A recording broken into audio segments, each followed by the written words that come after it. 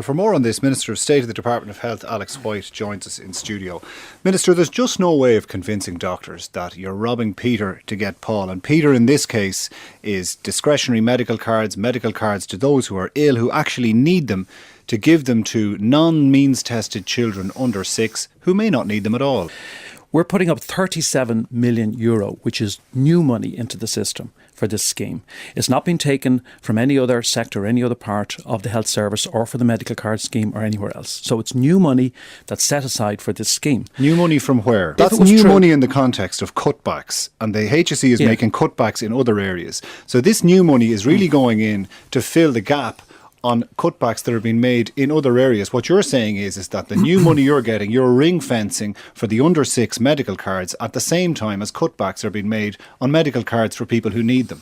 At the same time as we're doing that, we're also actually seeking to reform the system and introduce this universal access to GP service, which, by the way, the IMO and all the representative bodies have been agreeing with for years. Even some of the people in the Foxhole, they're all for what their concern is that the money you are getting, the fresh money you are putting in for the under 6 card, is being saved on the other side of things. But the reason that the fresh money exists is because cutbacks are being made in the health service to meet those targets. That, of course, is completely untrue. Well, what she's saying is there are more deserving cases. There are people with children with Down syndrome who are presenting at GP surgery saying, my child doesn't have a medical card anymore. But the problem is, reason why doesn't that child have a medical card anymore? Because it's been taken off them. No, the reason why a child doesn't have a medical card is because its parents are above the income limits.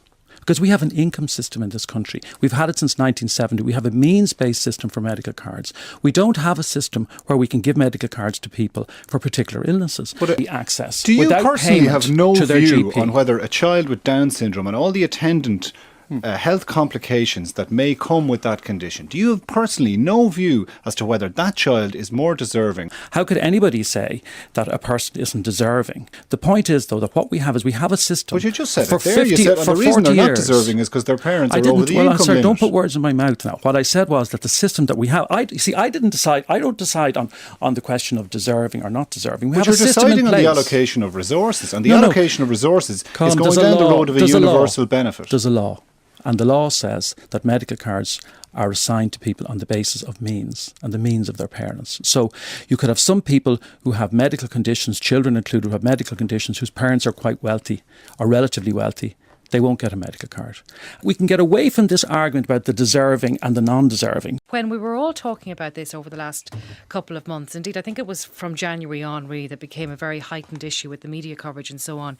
You said there's no such entity as a discretionary medical card. Yeah.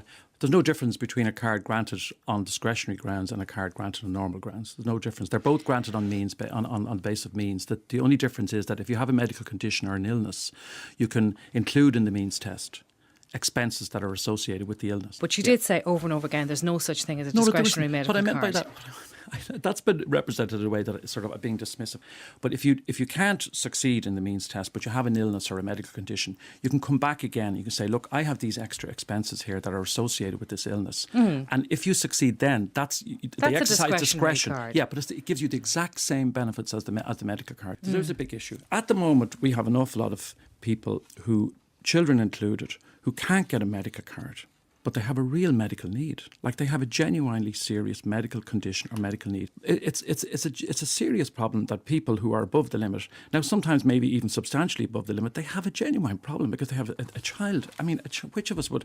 I mean, a sick child, or maybe the person themselves is ill or has a medical condition, and they have. So what was happened during the week was what the government decided was, can we try to bring into the system a regime by which we can actually award medical cards on the basis of medical condition or medical illness, as well as the mean system that we have at the moment.